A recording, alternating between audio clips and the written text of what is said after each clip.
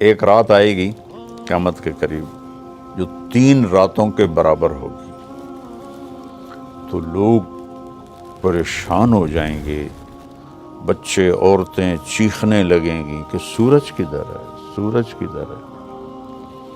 تو 3 راتوں کے یعنی 12 یا 36 گھنٹے کے بعد سورج مغرب سے نکلے گا اور سرخ پیلا تھوڑا سا اوپر جائے گا اور پھر غروب ہو جائے گا۔ تو شیطان ایک دم سجدے میں گرے گا، کہے گا یا اللہ آج جس کو بھی تو کہتا ہے میں سجدہ کرنے کو تیار ہوں۔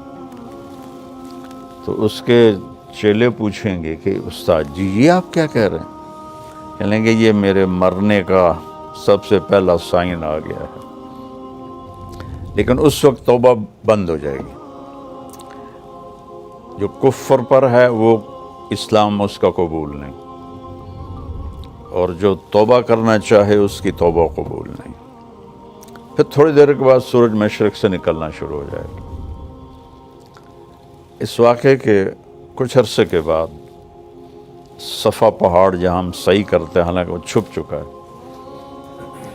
تو یہ اللہ کے نبی نے فرمایا میں دیکھ رہا ہوں کہ ایتھوپیا، جس کو عربی میں حبشہ کہتے ہیں، حبشہ کا ایک کالا آدمی پتلی پنڈلیوں اور ٹیڑھی پنڈلیوں والا، کیا میرے نبی کی نظر ہے، وہ بیت اللہ کا ایک ایک پتھر توڑ کے گرا رہا ہے۔ پہلے یہ ہوگا، تو جب بیت اللہ ٹوٹے گا تو پھر یہ اتنے بڑے بڑے ٹاور کون اور کیسے توڑے گا، یہ تو اللہ کو پتہ ہے، لیکن انہوں نے فلیٹ ہو جانا ہے۔ یہاں کتے پیشاب کریں گے، میرے نبی نے فرمایا مدینہ انسانوں سے خالی ہو جائے گا، مکہ انسانوں سے خالی ہو جائے گا۔ گزرنے والے قافلے کہیں گے یار لگتا ہے یہاں کبھی آبادی ہوگی۔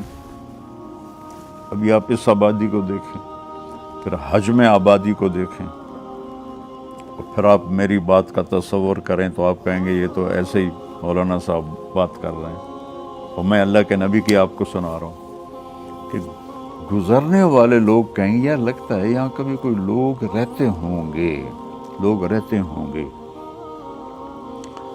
تو جب بیت اللہ کو توڑا جائے گا تو ان بلڈنگوں کو اللہ کسی زلزلے سے توڑ دے، یا اس وقت کوئی ٹیکنالوجی ایسی ہو کہ وہ ان سب کو ایسے فلیٹ کر دیں، تو صفا پہاڑ ننگا ہو جائے گا۔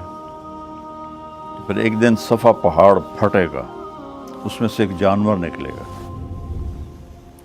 جو سارے اہل ایمان کے ماتھے کو ٹچ کرے گا، ایسے ایسے، صرف اہل ایمان، کافر نہیں۔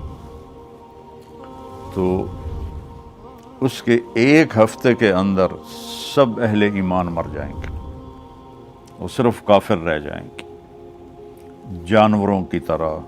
یتہارجون تہارج البہائم، وہ سڑکوں پہ اس طرح فحاشی کریں گے جیسے جانور فحاشی کرتے ہیں۔ تو پھر اللہ اس سارے نظام کو زیرو کر دے گا۔ آپ کو حیرت نہیں ہو رہی؟ اتنا بڑا سسٹم یار کا ایک پتھر نہیں ہے۔ کون سی طاقتیں آئیں گی جو سب کو فنا کر دیں گے؟ قیامت جب تک ایک آدمی کلمہ پڑھنے والا موجود ہے قیامت نہیں آئے گی، بلکہ کلمہ بھی نہیں، آپ نے کہا اللہ کہنے والا جب تک ایک بھی موجود ہوگا قیامت نہیں آئے گی۔ جب وہ بھی مر جائے گا پھر اللہ جب چاہے گا وہ اس دن کو لائے گا۔ اور جب زمین وَإِذَا الْقُبُورُ بُعْثِرَتْ اذا زلزلت الارض زلزالها، تو ساری زمین